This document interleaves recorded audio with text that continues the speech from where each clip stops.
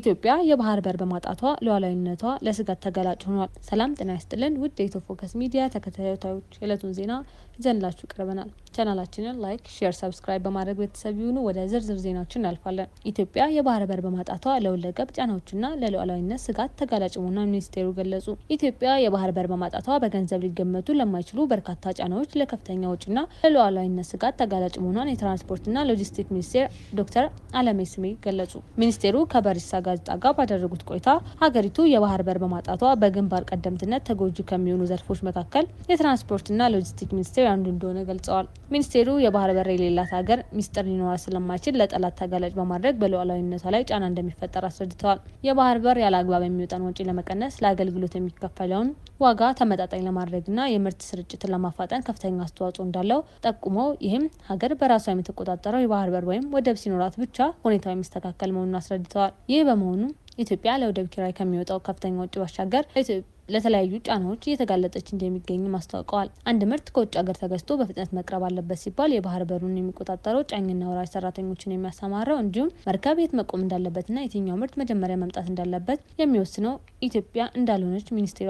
አብራርተዋል። አንዳንዴ የኢትዮጵያ ብቻ ሳይሆን የሌሎች ሀገራት መርከቦችም እንደ ማዳበሪያ፣ ብረት፣ ስኳርና የመሳሰሉ ምርቶችን ጭነው በአንድ ላይ ወደብ እንደሚደርሱና በዚህ ጊዜ ወደቡ የሀገሪቱ ቢሆንም ይሄኛው ምርት ይቅደምልን ማለት ቢቻልም የራስ ካልሆነ ግን ማዘዝ ስለማይቻል አስቸኳይ እንኳ ቢሆን መጠበቅ እንጂ ሌላ አማራጭ እንደሌለ ገልጸዋል። በከፍተኛ የውጭ ምንዛሬ ተገዝቶ ወደብ የደረሰ የማዳበሪያ ምርት ወደ ሀገር ውስጥ እንዲገባ በአሽከርካሪዎች ላይ በሚጫንበት ወቅት የሚፈሳው ምርት እዚያው ባክኖ እንደሚቀር የጠቆሙት ዶክተር አለሙ ባህር በሩ የሀገሪቱ ቢሆን ኑሮ ግን ባክኖ የሚቀረው ምርት ለግብርና ስራ እንዲውል ማመቻቸት ይቻል እንደነበር ተናግረዋል። በሌላ በኩል ከ1000 በላይ ኢትዮጵያውያን አሽከርካሪዎች ሀገሪቱ በምትጠቀምባቸው ወደቦች ላይ በስራ ተሰማርተው የሚገኙ መሆኑን ጠቅሰው እነዚህ አሽከርካሪዎች የሚያዙበትና የሚስተናገዱበት መንገድ ስሜት የሚነካ መሆኑን አስረድተዋል። እዚያ በሚቆዩበት ጊዜ ከመኪናቸው ወርደው ቡና ለመጠጣት እንኳን እንደሚቸገሩና መኪናቸውን ለማስተካከል ወርደው በድንገት ተይዘው ለረጅም ጊዜ የታሰሩ አሽከርካሪዎች መኖራቸውን አንስተዋል። እንዲህ አይነት አጋጣሚዎች ሲከሰቱ በምክክርና በዲፕሎማሲያዊ መንገድ ለመፍታት ከመሞከር ውጭ ሌላ አማራጭ እንደሌለ የገለጹት ሚኒስቴሩ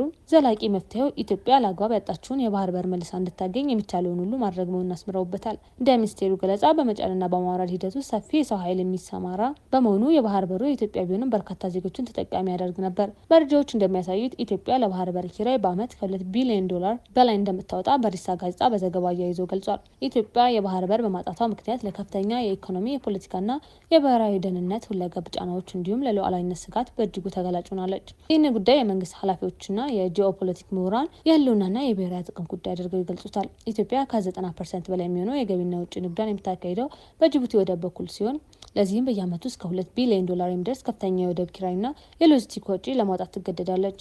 ይህ ሁኔታ የሀገሪቱን የዓለም አቀፍ ንግድ ተወዳዳሪነት በእጅጉ ይጎዳል። ሙሉ በሙሉ በጎረቤት ሀገራት መሰረተ ልማት ላይ መመስረቷ ከጎረቤቶች ጋር አለመግባባት ቢፈጠር ወይም በዚህ ሀገር ውስጥ አለመረጋጋት ቢከሰት ንግዷ በቀላሉ ሊስተጓጎል የሚችልበትን የደህንነት ስጋት ይፈጥራል።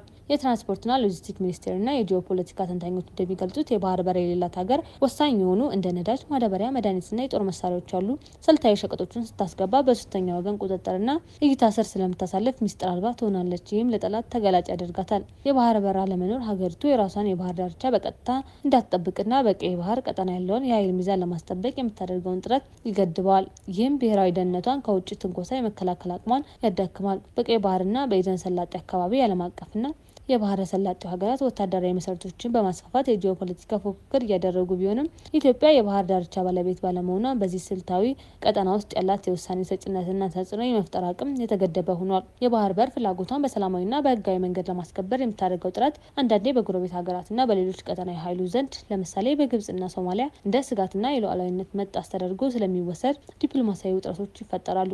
በአጠቃላይ የባህር በር ማጣት ለኢትዮጵያ የኢኮኖሚ ጉዳይ ብቻ ሳይሆን የሀገርን የረጅም ዘመን ህልውና ነጻነትና ሙሉ ሉዓላዊነትን የማረጋገጥ የወደፊት እጣ ፈንታን የሚወስን ወሳኝ ስልታዊ ስጋት ነው። የዕለቱ ዜና ይህን ይመስል ነበር። በሰላም ዋሉ።